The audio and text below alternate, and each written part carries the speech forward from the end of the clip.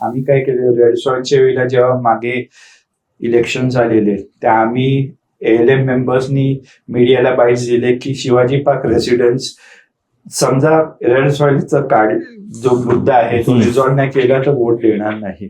तर आमच्यापर्यंत वरती टॉप पॉलिटिशियन्सशी पण आलेत फोन की तुम्ही असं कसं बोलतात. The citizens who have criticise but then आम्हाला माहिती आम्ही कशासाठी फाईट करतोय. हे आम्ही लोकल रेसिडेंटसाठी फाईट करतोय. कारण का इमॅजिन करा, every alternate, जसं मी बोललो, every alternate building has respiratory problems which they don't know what is the issue. त्यांना माहिती आहे की माती येते, बट ही जी माती फायनर पार्टिकल्स आहेत ती त्यांच्या लंग्समध्ये जाऊन किती त्रास होते हे त्यांना अजून समजत नाहीये. सो आम्ही मीडिया थ्रू खूप सारे बाईट्स देऊन अवेअरनेस क्रिएट करायचं बघितलंय. प्रिंट मीडियामध्ये आम्ही खूप सारे, right from Times of India to all major mid day, हे सगळे जे फ्री प्रेस जर्नल आहेत, खूप सारे मीडियामध्ये जाऊन आम्ही अवेअरनेस केलेला आहे. आणि आम्ही काय केलेलं आहे की आम्ही we have mention that Shivaji Maharaj park residence ALM is doing it. We have not taken any individual names.